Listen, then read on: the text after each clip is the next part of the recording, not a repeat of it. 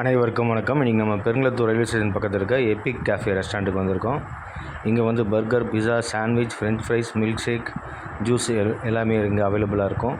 இங்கே நம்ம இன்றைக்கி ஆர்டர் பண்ணது ஒரு வெஜ் சீஸ் பர்கர். இதோட ப்ரைஸ் வந்து 85 ரூபா.